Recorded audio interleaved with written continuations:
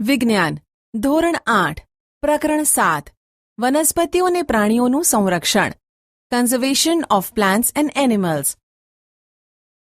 આપણે જોયું કે ધોરણ 7માં બુજો તેમજ પહેલીએ પ્રોફેસર અહેમદ તેમજ ટીબુ સાથે જંગલનું ભ્રમણ કર્યું હતું. તે પોતાના સહઅધ્યાયીઓ સાથે તેમના અનુભવો વહેંચવા બહુ ઉત્સુક હતા. વર્ગના બીજા વિદ્યાર્થીઓ પણ પોતપોતાના અનુભવ બતાવવા અત્યંત ઉત્સુક હતા, કારણ કે તેમાંથી કેટલાક ભરતપુર અભયારણ્ય ભ્રમણ કરવા ગયા હતા, કેટલાકે કાઝીરંગા રાષ્ટ્રીય ઉદ્યાન, લોકચાઉ વાઇલ્ડ લાઇફ અભયારણ્ય તથા ગ્રેટ નિકોબાર બાયોસ્ફિયર રિઝર્વ વાઘ સંરક્ષિત વિસ્તાર વગેરે વિશે સાંભળ્યું હતું. રાષ્ટ્રીય ઉદ્યાનો વન્યજીવ અભયારણ્ય જીવારક્ષિત ક્ષેત્રોને બનાવવાનો ઉદ્દેશ્ય શું છે? વન નાબૂદી અને તેના કારણો, ડિફોરેસ્ટેશન એન્ડ ઇટ્સ કોઝિસ.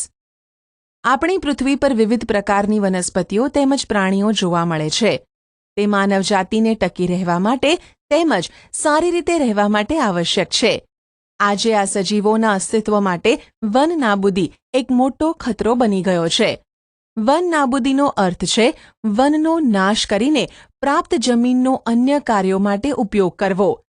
વનના વૃક્ષોની કાપણી નીચેના ઉદ્દેશ્યથી કરવામાં આવે છે: ખેતીવાડી માટે જમીન પ્રાપ્ત કરવી, ઘર તેમજ કારખાનાઓનું નિર્માણ કરવું, ફર્નિચર બનાવવા તથા લાકડાનો બળતણ માટે ઉપયોગ. કુદરતી આગ તેમજ ભયંકર દુષ્કાળ પણ કેટલાક કુદરતી વન નાબૂદીના કારણો છે. પ્રવૃત્તિ 7.1 તમારી યાદીમાં વન નાબૂદીના અન્ય કારણોને નોંધો તથા તેને કુદરતી તેમજ માનવ સર્જિતમાં વર્ગીકૃત કરો. વન નાબૂદીના પરિણામો, કોન્સિક્વન્સીસ ઓફ ડિફોરેસ્ટેશન. પહેલી તેમજ બુજોએ વન નાબૂદીના કારણોના પરિણામોને યાદ કરવાનો પ્રયાસ કર્યો. તેમને યાદ છે કે વન નાબૂદીથી પૃથ્વી પર તાપમાન તેમજ પ્રદૂષણના સ્તરમાં વધારો થાય છે. તેનાથી વાતાવરણમાં કાર્બન ડાયોક્સાઇડના સ્તરમાં વધારો થાય છે. ભૂમિય જળનો ઘટાડો થાય છે. તેનાથી ખ્યાલ આવે છે કે વન નાબૂદીથી પ્રાકૃતિક સંતુલન પર પણ પ્રભાવ પડે છે. પ્રોફેસર અહેમદે તેમને બતાવ્યું કે જો વૃક્ષોની આ પ્રકારે કાપણી ચાલતી રહી તો વરસાદ તેમજ ભૂમિની ફળદ્રુપતામાં ઘટાડો થાય છે. તેનાથી વધુ પ્રમાણમાં પૂર તેમજ દુષ્કાળ જેવી કુદરતી આફતોની સંભાવના વધી જાય છે. વન નાબૂદીથી એક બાજુ વરસાદમાં ઘટાડો થાય છે તો બીજી બાજુ પૂર આવવું કઈ રીતે સંભવ છે? યાદ રાખો કે વનસ્પતિને પ્રકાશ સંશ્લેષણ માટે કાર્બન ડાયોક્સાઇડની જરૂર હોય છે. ઓછા વૃક્ષોનો અર્થ છે કે કાર્બન ડાયોક્સાઇડના ઉપયોગમાં ઘટાડો થવો, જેનાથી વાતાવરણમાં તેની માત્રા વધી જાય છે. કારણ કે કાર્બન ડાયોક્સાઇડ પૃથ્વી દ્વારા પરાવર્તિત ઉષ્મીય કિરણોને શોષી લે છે, એટલે તેની માત્રાના વધારાના પરિણામે ગ્લોબલ વોર્મિંગ થાય છે. પૃથ્વીના તાપમાનમાં વધારાથી જલચક્રનું સંતુલન બગડી જાય છે અને વરસાદમાં ઘટાડો થાય છે, જેના કારણે દુષ્કાળ એટલે કે ડ્રોટ્સ આવે છે. ભૂમિના ગુણધર્મોમાં પરિવર્તનનું મુખ્ય કારણ વન નાબૂદી છે. કોઈ પણ ક્ષેત્રમાં ભૂમિના ભૌતિક ગુણધર્મો પર વનસ્પતિ ઉછેર અને વૃક્ષોની અસર પડે છે. ધોરણ 7ને યાદ કરો કે વૃક્ષ કેવી રીતે જમીનના ધોવાણને અટકાવે છે. ભૂમિ પર વૃક્ષોની માત્રા ઘટવાના કારણે ભૂમિનું ધોવાણ વધે છે. ભૂમિનું ઉપરનું પડ કે સ્તર દૂર કરવાથી નીચેના સખત પથ્થરોમાં સ્તરો દેખાય છે, જેનાથી ભૂમિમાં સેન્દ્રિય પદાર્થો એટલે કે સડતા કાર્બનિક પદાર્થો હ્યુમસનો ઘટાડો થાય છે તથા તેની ફળદ્રુપતામાં પણ ઘટાડો થાય છે. ધીમે ધીમે ફળદ્રુપ ભૂમિ રણમાં ફેરવાઈ જાય છે, જેને રણ નિર્માણ એટલે કે ડેઝર્ટિફિકેશન કહે છે. વન નાબૂદીના કારણે ભૂમિની જળ સંગ્રહ ક્ષમતામાં પણ ઘટાડો થાય છે તથા ભૂમિની ઉપરના પડની મારફતે નીચેના સ્તરોમાં પાણી પ્રવેશવાની ક્રિયામાં અસર ઊભી થાય છે, જેના પરિણામ સ્વરૂપે પૂર આવે છે. ભૂમિના અન્ય ગુણધર્મો જેવા કે પોષક તત્વો, બંધારણ વગેરે પર વન નાબૂદીની અસર થાય છે. આપણે ધોરણ 7માં અભ્યાસ કર્યો કે વનમાંથી આપણને અનેક ઉત્પાદનો પ્રાપ્ત થાય છે. તે ઉત્પાદનોની યાદી બનાવો.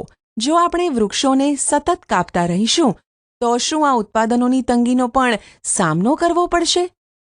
પ્રવૃત્તિ 7.2 કેવી રીતે વન નાબૂદીથી વન્ય પ્રાણીઓ પણ પ્રભાવિત થાય છે? આ કારણોની યાદી બનાવો અને પોતાના વર્ગમાં તેની ચર્ચા કરો. વન તેમજ વન્ય જીવનનું સંરક્ષણ. Conservation of forest and wild life. વન નાબૂદીની અસરો જાણ્યા બાદ પહેલી અને બૂજો ચિંતિત હતા. તે પ્રોફેસર અહેમદ પાસે ગયા તથા તેઓએ પૂછ્યું કે વન તેમજ વન્ય પ્રાણીઓને કેવી રીતે બચાવી શકાય? જીવાવરણ પૃથ્વીનો એ ભાગ છે કે જેમાં સજીવો વસવાટ કરે છે અથવા જે જીવનને આધાર આપે છે. જૈવ વિવિધતાનો અર્થ છે કે પૃથ્વી પર જોવા મળતા વિભિન્ન સજીવો, તેઓની વચ્ચે આંતરસંબંધ અને તેઓનો પર્યાવરણ સાથેનો સંબંધ. પ્રોફેસર અહેમદે પહેલી, બૂજો તેમજ તેમના સહઅધ્યાયીઓ માટે જૈવાવરણ સુરક્ષિત ક્ષેત્રની મુલાકાત માટેનું આયોજન કર્યું. તેના માટે તેઓએ પંચમઢી જૈવાવરણ સુરક્ષિત ક્ષેત્રની પસંદગી કરી. તે જાણતા હતા કે આ ક્ષેત્રની વનસ્પતિઓ અને પ્રાણીઓ ઉપરી હિમાલયની શૃંખલાઓ તેમજ નીચાણવાળા પશ્ચિમ ઘાટ વિસ્તારના પ્રાણીઓ અને વનસ્પતિઓને સમાન છે. પ્રોફેસર અહેમદને વિશ્વાસ હતો કે આ ક્ષેત્રની જૈવ વિવિધતા આગવી છે. તેઓએ વન કર્મચારી શ્રી માધવજીને જૈવાવરણ સંરક્ષિત ક્ષેત્રમાં વિદ્યાર્થીઓનું માર્ગનિર્દેશન કરવાનો અનુરોધ કર્યો. તેઓએ જણાવ્યું કે જૈવિક મહત્વ ધરાવતા ક્ષેત્રનો સંરક્ષણ એટલે કે બચાવ એ આપણી રાષ્ટ્રીય પરંપરાનો એક ભાગ છે. માધવજીએ વિદ્યાર્થીઓને સમજાવ્યું કે આપણા વ્યક્તિગત પ્રયત્નો તેમજ સમાજના પ્રયત્નોથી વિશેષ સરકારી સંસ્થાઓ પણ વન તેમજ વન્ય પ્રાણીઓના રક્ષણ માટે કાર્યરત છે. સરકાર તેઓની સુરક્ષા અને સંરક્ષણ હેતુ માટે નિયમ, પદ્ધતિઓ અને યોજનાઓ બનાવે છે. વન્ય પ્રાણી અભયારણ્ય, રાષ્ટ્રીય ઉદ્યાન, જૈવાવરણ સુરક્ષિત ક્ષેત્ર વગેરે વનસ્પતિઓ અને પ્રાણીઓ માટે સંરક્ષિત તેમજ સુરક્ષિત ક્ષેત્ર છે. વનસ્પતિઓ અને પ્રાણીઓ અને તેમના નિવાસોની સંરક્ષણ માટે તેમને સુરક્ષિત ક્ષેત્ર જાહેર કરવામાં આવેલ છે, જેને અભયારણ્ય, રાષ્ટ્રીય ઉદ્યાન અને જૈવાવરણ આરક્ષિત વિસ્તાર કહીએ છીએ. વૃક્ષારોપણ, ખેતી, ચરવું, વૃક્ષોની કાપણી, શિકાર, ચામડું પ્રાપ્ત કરવા માટે શિકાર વગેરે આ ક્ષેત્રોમાં પ્રતિબંધ હોય છે. અભયારણ્ય એવો વિસ્તાર જ્યાં પ્રાણીઓ તેમજ તેના નિવાસ કોઈ પણ પ્રકારના ખલેલથી સુરક્ષિત હોય છે. રાષ્ટ્રીય ઉદ્યાન વન્ય પ્રાણીઓ માટે આરક્ષિત ક્ષેત્ર જ્યાં તે સ્વતંત્ર રૂપે નિવાસ તેમજ પ્રાકૃતિક સંસાધનોનો ઉપયોગ કરી શકે. જૈવાવરણ આરક્ષિત વિસ્તાર વન્ય સજીવો, વનસ્પતિઓ તેમજ પ્રાણીઓ અને તે વિસ્તારના આદિવાસીઓનો પારંપરિક રીતે જીવન પર્યાય હેતુ માટે વિશાળ સુરક્ષિત વિસ્તાર એટલે કે ક્ષેત્ર.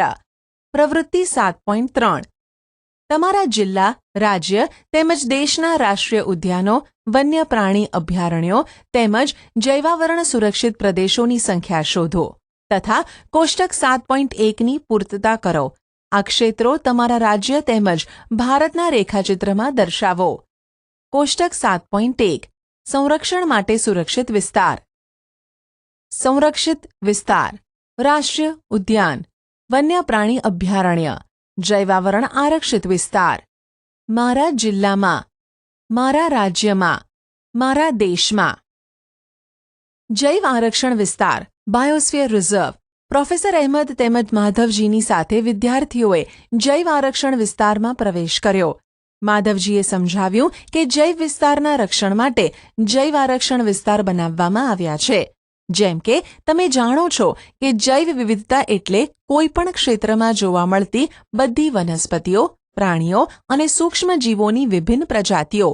કોઈ પણ ક્ષેત્રનો જૈવ આરક્ષિત વિસ્તાર તે ક્ષેત્રની જૈવ વિવિધતા તેમજ સંસ્કૃતિને જાળવી રાખવામાં સહાયક હોય છે. કોઈ પણ જૈવાવરણ આરક્ષિત વિસ્તારની અંતર્ગત અન્ય સુરક્ષિત વિસ્તાર પણ હોઈ શકે છે. પંચમઢી જૈવાવરણ આરક્ષિત વિસ્તારમાં સાતપુડા નામનો એક રાષ્ટ્રીય ઉદ્યાન તથા બોરી તેમજ પંચમઢી નામના 2 વન્ય પ્રાણી અભયારણ્ય આવ્યા છે.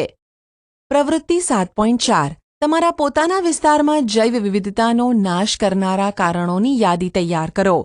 તેમાંથી કેટલીક પ્રવૃત્તિઓ અજાણે જ જૈવ વિવિધતામાં ખલેલ પહોંચાડે છે. મનુષ્ય દ્વારા થતી આવી પ્રવૃત્તિઓની યાદી બનાવો. તેને કેવી રીતે અટકાવી શકાય? તમારા વર્ગમાં તેની ચર્ચા કરો તથા તેનો સંક્ષિપ્તમાં અહેવાલ તમારી નોટબુકમાં નોંધો. વનસ્પતિ સૃષ્ટિ અને પ્રાણી સૃષ્ટિ, ફ્લોરા એન્ડ ફાઉના. બાળકોએ ભ્રમણ કરતી વખતે જૈવાવરણ આરક્ષિત વિસ્તારની લીલોતરીની પ્રશંસા કરી. તેઓ ઊંચા સાગના વૃક્ષો તેમજ વન્ય પ્રાણીઓને જોઈને ખુશ થયા. પહેલીએ અચાનક એક સસલું જોયું અને તેને પકડવાનો પ્રયાસ કર્યો. તે તેની પાછળ દોડી. પ્રોફેસર અહેમદે તેને અટકાવીને સમજાવી કે પ્રાણીઓ પોતાના નિવાસસ્થાનમાં ખુશ રહે છે. આપણે તેને પરેશાન કરવા જોઈએ નહીં.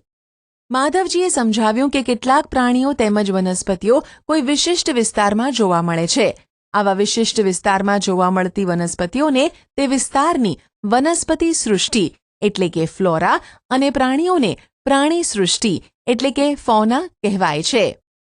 સાલ, સાગ, આંબો, જાંબુ, હંસરાજ, અર્જુન વગેરે વનસ્પતિ સૃષ્ટિ છે તથા ચિંકારા, નીલગાય, બાર્કિંગ ડિયર, ભસતું હરણ, ચિત્તલ, દીપડો, જંગલી કૂતરો, વરુ વગેરે પંચમળી આરક્ષિત વિસ્તારની પ્રાણી સૃષ્ટિ છે. પ્રવૃત્તિ 7.5. તમારા આસપાસના વિસ્તારમાં આવેલ વનસ્પતિ સૃષ્ટિ અને પ્રાણી સૃષ્ટિ ઓળખવાનો પ્રયાસ કરો તથા તેની યાદી બનાવો. સ્થાનિક જાતિઓ, એન્ડેમિક સ્પીશીઝ.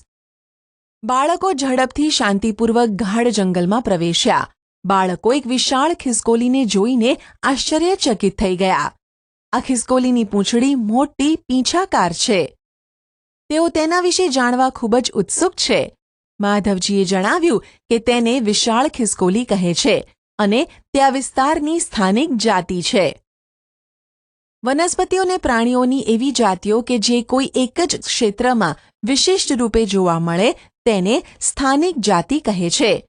તે કોઈ અન્ય વિસ્તારમાં પ્રાકૃતિક રૂપે જોવા મળતી નથી. કોઈ વિશિષ્ટ પ્રકારની વનસ્પતિઓ તેમજ પ્રાણીઓ કોઈ વિસ્તાર, રાજ્ય તથા દેશની સ્થાનિક જાતિ હોઈ શકે છે. માધવજીએ પંચમળી જૈવાવરણ આરક્ષિત ક્ષેત્રમાં આવેલ સાલ અને જંગલી આંબાના ઝાડને બતાવીને સ્થાનિક વનસ્પતિઓનું ઉદાહરણ આપ્યું. બાયસન, જંગલી બળદ, ભારતીય વિશાળ ખિસકોલી અને ઉડતી ખિસકોલી આ વિસ્તારના સ્થાનિક પ્રાણીઓ છે. મેં સાંભળ્યું છે કે કેટલીક સ્થાનિક જાતિઓ લુપ્ત થઈ શકે છે. શું તે સાચું છે? પ્રોફેસર અહેમદે જણાવ્યું કે તેમના નિવાસ એટલે કે રહેઠાણનો નાશ થવાથી અને વસ્તી વધારાથી અને ત્યાં નવી જાતિઓને લાવવાથી સ્થાનિક જાતિના કુદરતી નિવાસ અને તેમના અસ્તિત્વને પણ જોખમ થઈ શકે છે. જાતિ એટલે કે સ્પીશીઝ એ સજીવોની વસ્તીનો એવો સમૂહ છે કે જે એકબીજા સાથે આંતરપ્રજનન કરવા માટે સક્ષમ હોય છે. તેનો અર્થ એ છે કે એક જાતિના સભ્યો અન્ય જાતિઓ સિવાય માત્ર પોતાની જાતિના સભ્યો સાથે જ પ્રજનનક્ષમ સંતતિનું નિર્માણ કરી શકે છે. એક જ જાતિના સભ્યો સામાન્ય લક્ષણો ધરાવે છે. પ્રવૃત્તિ 7.6. તમે જે વિસ્તારમાં વસવાટ કરો છો તે વિસ્તારની સ્થાનિક વનસ્પતિઓ અને પ્રાણીઓની જાણકારી મેળવો. વન્ય પ્રાણી અભયારણ્ય, વાઇલ્ડલાઇફ સેન્ચ્યુરી. તરત જ પહેલીએ એક બોર્ડ જોયું જેની ઉપર પંચમળી વન્ય પ્રાણી અભયારણ્ય લખ્યું હતું. પ્રોફેસર અહેમદે જણાવ્યું કે આરક્ષિત જંગલોની જેમ કેટલાક એવા વિસ્તાર છે જ્યાં વન્ય પ્રાણીઓ સુરક્ષિત તેમજ સંરક્ષિત રહે છે. તેને વન્ય પ્રાણી અભયારણ્ય કહે છે. માધવજી આગળ જણાવે છે કે અભયારણ્ય એ જગ્યા છે જ્યાં પ્રાણીઓનો શિકાર કરવો અથવા તેને પકડવા એટલે કે કેદ માટે સંપૂર્ણ પ્રતિબંધ હોય છે. કેટલાક મહત્વપૂર્ણ સંકટમાં મુકાયેલા જંગલી પ્રાણીઓ જેવા કે કાળું હરણ, શ્વેત આંખોવાળું હરણ, હાથી, સોનેરી બિલાડી, ગુલાબી શીર્ષવાળું બતક, ઘડિયાળ, કાદવમાં રહેતો મગર, અજગર, ગેંડા વગેરે આપણા વન્ય પ્રાણી અભયારણ્યોમાં સુરક્ષિત તેમજ સંરક્ષિત છે. ભારતીય અભયારણ્યોમાં આગવા વિસ્તારો, મોટા સપાટ જંગલો, પહાડી જંગલો તથા મોટી નદીઓના મુખ ત્રિકોણ પ્રદેશની ઝાડીવાળી જમીન અથવા ઝાડીઓ છે. એ અફસોસની વાત છે કે સંરક્ષિત જંગલો પણ વન્ય પ્રાણીઓ માટે સુરક્ષિત નથી, કારણ કે તેની આસપાસના ક્ષેત્રમાં રહેવાવાળા લોકો તેનો અતિ ઉપયોગ કરીને નષ્ટ કરી દે છે. બાળકોને તેમની પ્રાણી સંગ્રહાલયની મુલાકાત યાદ કરાવવામાં આવે છે. તેઓ યાદ કરે છે કે પ્રાણી સંગ્રહાલય પણ એવું સ્થાન છે કે જ્યાં પ્રાણીઓને રક્ષણ મળે છે. પ્રાણી સંગ્રહાલય એટલે કે ઉદ્યાન અને અભયારણ્યમાં શું તફાવત છે? પ્રવૃત્તિ 7.7 નજીકના પ્રાણી સંગ્રહાલયની મુલાકાત કરો. ત્યાંના પ્રાણીઓને કઈ પરિસ્થિતિમાં રાખવામાં આવ્યા છે તેનું અવલોકન કરો. તે પ્રાણીઓના જીવન માટે યોગ્ય છે? શું પ્રાણીઓ કુદરતી નિવાસસ્થાન કરતાં કૃત્રિમ નિવાસસ્થાનમાં રહી શકે છે? તમારા મત મુજબ પ્રાણીઓ તેના કુદરતી નિવાસસ્થાનમાં આરામથી વસવાટ કરી શકે છે કે પ્રાણી ઉદ્યાનમાં? રાષ્ટ્રીય ઉદ્યાન, નેશનલ પાર્ક. રોડની સાઇડ પર એક બોર્ડ લગાવેલું હતું, જેના પર લખ્યું હતું કે સાતપુડા રાષ્ટ્રીય ઉદ્યાન. બાળકો હવે ત્યાં જવા માટે ઉત્સુક હતા. માધવજીએ તેમને જણાવ્યું કે આ વિશાળ આરક્ષિત ક્ષેત્ર છે તથા પર્યાવરણના સંપૂર્ણ નિવસન તંત્રનું સંરક્ષણ કરવા માટે પર્યાપ્ત છે. તેને રાષ્ટ્રીય ઉદ્યાન કહે છે. તે વનસ્પતિ જાત, પ્રાણી જાત, ભૂમિ વિસ્તાર તથા ઐતિહાસિક વસ્તુઓનું સંરક્ષણ કરે છે. સાતપુડા રાષ્ટ્રીય ઉદ્યાન ભારતનું પ્રથમ આરક્ષિત જંગલ છે. આ જંગલમાં ઉચ્ચ પ્રકારના સાગ જોવા મળે છે. સાતપુડા રાષ્ટ્રીય ઉદ્યાનમાં ખડકોના આશ્રય એટલે કે ગુફાઓ પણ આવેલ છે. ત્યાં જંગલોમાં મનુષ્યની ગતિવિધિઓની પ્રાગૈતિહાસિક સાબિતી છે. તે આપણને આદિમાનવના જીવન વિશે ખ્યાલ આપે છે. પથ્થરોની આ ગુફાઓમાં ચિત્રકામ પણ જોવા મળે છે. પંચમઢી જૈવાવરણ સુરક્ષિત વિસ્તારમાં 55 ગુફાઓની ઓળખ થઈ ચૂકી છે. આ કલાકૃતિઓમાં પ્રાણીઓ તેમજ મનુષ્ય લડતા, શિકાર કરતા, નૃત્ય તેમજ વાદ્યયંત્રો વગાડતા દર્શાવવામાં આવ્યા છે. આજે પણ અનેક આદિવાસી જંગલમાં રહે છે. બાળકો જેવા આગળ વધ્યા તેઓને એક બોર્ડ જોવા મળ્યું, જેના પર લખેલું હતું સાતપુડા વાઘ આરક્ષિત વિસ્તાર. માધવજી જણાવે છે કે આપણી સરકારે વાઘના સંરક્ષણ માટે પ્રોજેક્ટ ટાઈગર અમલમાં મૂક્યો છે. આ પ્રોજેક્ટનો ઉદ્દેશ આપણા દેશમાં વાઘના જીવન અને વાઘની વસ્તીની જાળવણી કરવાનો છે. શું આ જંગલમાં હજુ પણ વાઘ જોવા મળે છે? મને આશા છે કે હું વાઘ જોઈ શકીશ. વાઘ એ એવી જાતિઓમાંથી એક છે કે જે ધીરે ધીરે જંગલોમાંથી નાશ પામી રહી છે, પરંતુ સાતપુડા આરક્ષિત ક્ષેત્રમાં વાઘોની સંખ્યામાં વધારો થઈ રહ્યો છે. એટલે કે તે સંરક્ષણનું આગવું ઉદાહરણ છે. કોઈક સમયે સિંહ, હાથી, જંગલી ભેંસ તથા સાબર પણ સાતપુડા રાષ્ટ્રીય ઉદ્યાનમાં જોવા મળતા હતા. એવા પ્રાણીઓ કે જેની સંખ્યા એક નિર્ધારિત સીમાથી ઓછી થઈ જાય છે અને તે લુપ્ત થઈ શકે છે, તેવા પ્રાણીઓને નાશપ્રાય જાતિ કહે છે. બુજોએ ડાયનોસરના વિષયમાં યાદ દેવડાવ્યું કે જે લાખો વર્ષો પૂર્વે લુપ્ત થઈ ગયા. કેટલાક સજીવોના કુદરતી નિવાસમાં ખલેલ ઊભી થવાથી તેના અસ્તિત્વ માટે ખતરો ઊભો થાય છે. શું માત્ર મોટા પ્રાણીઓને જ લુપ્ત થવાનો ખતરો છે? માધવજીએ પહેલીને જણાવ્યું કે નાના પ્રાણીઓને મોટા પ્રાણીઓ કરતાં લુપ્ત થવાનો ભય ઘણો વધારે હોય છે. ક્યારેક આપણે સાપ, દેડકા, ગરોળી, ચામાચીડિયા અને ઘુવડને નિર્દયતાથી મારી નાખીએ છીએ અને નિવસન તંત્રમાં તેમના મહત્વ વિશે વિચારતા પણ નથી. તેઓને મારીને આપણે આપણી જાતને નુકસાન પહોંચાડીએ છીએ. ભલે તે કદમાં નાના હોય, પરંતુ નિવસન તંત્રમાં તેઓના યોગદાનને નજરઅંદાજ ન કરી શકાય. તે આહાર જાળ અને આહાર શૃંખલાનો ભાગ છે, જેના વિશે તમે ધોરણ 7માં અભ્યાસ કરી ચૂક્યા છો. કોઈપણ વિસ્તારની બધી વનસ્પતિઓ, પ્રાણીઓ તેમજ સૂક્ષ્મજીવ અને અજૈવ ઘટકો જેવા કે વાતાવરણ, ભૂમિ, નદીના મુખ ત્રિકોણ પ્રદેશ વગેરે સંયુક્ત સ્વરૂપે નિવસન તંત્રનું નિર્માણ કરે છે. મને આશ્ચર્ય થાય છે કે આ બધી નાશપ્રાય જાતિઓનો કોઈ રેકોર્ડ હશે પણ ખરો કે નહીં? Red data book. Professor Ahmed બાળકોને રેડ ડેટા બુક વિશે સમજાવે છે. તે જણાવે છે કે રેડ ડેટા બુક એ એવું પુસ્તક છે જેમાં બધી નાશપ્રાય જાતિઓનો રેકોર્ડ રાખવામાં આવે છે. વનસ્પતિઓ, પ્રાણીઓ અને અન્ય જાતિઓ માટે અલગ અલગ રેડ ડેટા બુક હોય છે. રેડ ડેટા બુક વિશે વધારે જાણકારી તમે કમ્પ્યુટર પર www.primates/envis/primates/page1028/new/NWDC/plants.htm દ્વારા પ્રાપ્ત કરી શકો છો. સ્થળાંતર માઇગ્રેશન માધવજીના માર્ગદર્શન હેઠળ ભ્રમણ કરતું જૂથ ગાઢ જંગલમાં પ્રવેશ્યું. તેઓ તવા સરોવર નજીક થોડા સમય માટે આરામ કરવા બેઠા. પહેલીએ નદીની નજીક કેટલાક પક્ષીઓ જોયા. માધવજી જણાવે છે કે તે સ્થળાંતરણ કરનારા પક્ષીઓ છે. તે પક્ષી દુનિયાના અન્ય વિસ્તારમાંથી ઉડીને અહીં આવ્યા છે. વાતાવરણીય બદલાવના કારણે સ્થળાંતરણ કરનારા પક્ષીઓ એટલે કે પ્રવાસી પક્ષીઓ પ્રત્યેક વર્ષે દૂર દૂરના વિસ્તારોમાંથી એક ચોક્કસ સમયે ઉડીને આવે છે.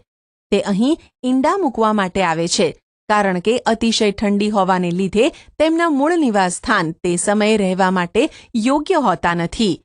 એવા પક્ષીઓ જે ઉડીને દૂરના અંતરની લાંબી યાત્રા કરે છે તેને સ્થળાંતરિત પક્ષીઓ અથવા પ્રવાસી પક્ષીઓ કહે છે, જેમ કે પહેલીએ તેના વિશે ધોરણ 7માં પણ અભ્યાસ કરેલ. કાગળનું રિસાયકલિંગ ઓફ પેપર. પ્રોફેસર અહેમદે બાળકોનું ધ્યાન વન નાબૂદીના એક અન્ય કારણ તરફ દોર્યું. તે તેઓને જણાવે છે કે 1 ટન કાગળ પ્રાપ્ત કરવા માટે પૂર્ણ વિકસિત 17 વૃક્ષોને કાપવામાં આવે છે. આથી આપણે કાગળની બચત કરવી જોઈએ. પ્રોફેસર અહેમદે પણ બતાવે છે કે ઉપયોગ માટે કાગળને 5 થી 7 વખત રિસાયકલ કરી શકાય છે. જો કોઈ વિદ્યાર્થી એક દિવસમાં માત્ર એક જ કાગળની બચત કરે તો આપણે 1 વર્ષમાં અનેક વૃક્ષોને બચાવી શકીએ. આપણે કાગળનો બચાવ કરવો જોઈએ. તેનો પુનઃ ઉપયોગ તેમજ રિસાયકલ કરવું જોઈએ. તેની મદદથી આપણે માત્ર વૃક્ષોને જ બચાવીશું એવું નથી, પરંતુ કાગળ ઉત્પાદનના ઉપયોગમાં લેવાતા પાણી તેમજ ઊર્જાની પણ બચત કરી શકીશું. તેની સાથે સાથે કાગળ ઉત્પાદનના ઉપયોગમાં લેવાતા હાનિકારક રસાયણોમાં પણ ઘટાડો થશે. આપણી પાસે લાકડું હોત જ નહીં તો શું થાત? શું લાકડાનો અન્ય વિકલ્પ ઉપલબ્ધ છે? હું જાણું છું કે કાગળ એક મહત્વપૂર્ણ ઉત્પાદન છે જે આપણને જંગલોમાંથી પ્રાપ્ત થાય છે. મને આશ્ચર્ય છે કે કાગળનો પણ કોઈ વિકલ્પ ઉપલબ્ધ હશે ખરો? શું વન નાબૂદીનું કોઈ કાયમી નિવારણ છે? પુનઃ વનીકરણ રિફોરેસ્ટેશન. પ્રોફેસર અહેમદનો સુઝાવ છે કે વન નાબૂદીનો જવાબ પુનઃ વનીકરણ છે. પુનઃ વનીકરણનો ઉદ્દેશ કાપવામાં આવેલા વૃક્ષોની ઘટ પૂરી કરવા નવા વૃક્ષોની રોપણી કરવાનો છે. રોપવામાં આવેલ વૃક્ષ સામાન્યતઃ એ જ જાતિના હોય છે જે તે જંગલમાં જોવા મળે છે. આપણે ઓછામાં ઓછા એટલા તો વૃક્ષો ઉછેરવા જોઈએ જેટલા આપણે કાપીએ છીએ. કુદરતી રીતે પણ પુનઃ વનીકરણ થઈ શકે છે. જો આપણે તે વિસ્તારને ખલેલ પહોંચાડ્યા વગર રહેવા દઈએ તો તે સ્વયં પુનઃ પ્રસ્થાપિત થઈ જાય છે. કુદરતી વનીકરણમાં માનવની કોઈ ભૂમિકા નથી. આપણે આપણા જંગલોને અત્યાર સુધી ઘણું નુકસાન કરી ચૂક્યા છીએ. જો આપણે આપણી આવનારી પેઢી માટે હરિયાળી સંપત્તિ બનાવી રાખવી હશે તો વધારેમાં વધારે વૃક્ષારોપણ જ એકમાત્ર વિકલ્પ છે.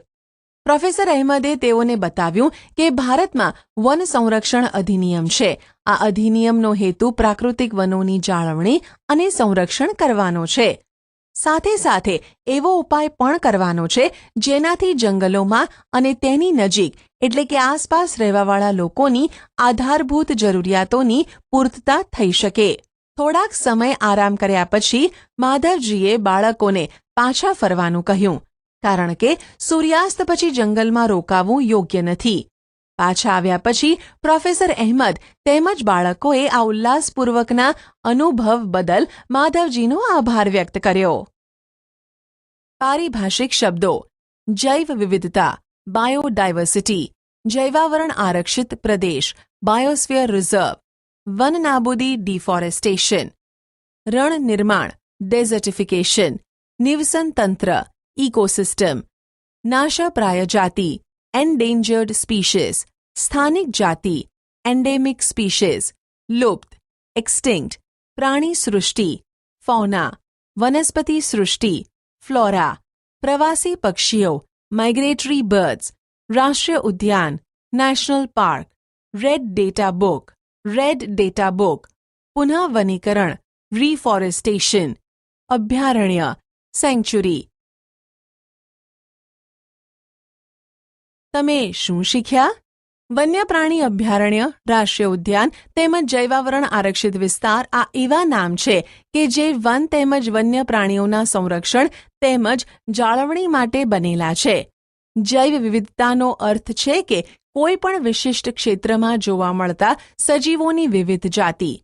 કોઈ પણ વિસ્તારની બધી વનસ્પતિઓ તેમજ પ્રાણીઓ તે વિસ્તારની વનસ્પતિ સૃષ્ટિ અને પ્રાણી સૃષ્ટિથી ઓળખાય છે. સ્થાનિક જાતિ કોઈ વિશિષ્ટ વિસ્તારમાં જ જોવા મળે છે. નાશપ્રાય એ જાતિઓ છે કે જેના લુપ્ત થવાની સંભાવના રહેલી છે. રેડ ડેટા બુક નાશપ્રાય જાતિનો રેકોર્ડ રાખે છે. સ્થળાંતરણ એ સ્થિતિ છે જેમાં કોઈ જાતિનું પોતાના નિવાસસ્થાનેથી બીજા નિવાસસ્થાને દરેક વર્ષે ચોક્કસ સમયે વિશેષ રૂપે પ્રજનન માટે સ્થળાંતરણ થવું. આપણે વૃક્ષો, ઉર્જા અને પાણીની બચત કરવા માટે કાગળની બચત, તેનો પુનઃ ઉપયોગ અને તેનું રિસાયકલ કરવું જોઈએ. પુનઃ વનીકરણ એટલે નાશ પામેલ જંગલોની પુનઃસ્થાપના માટે નવા વૃક્ષોની રોપણી કરવી.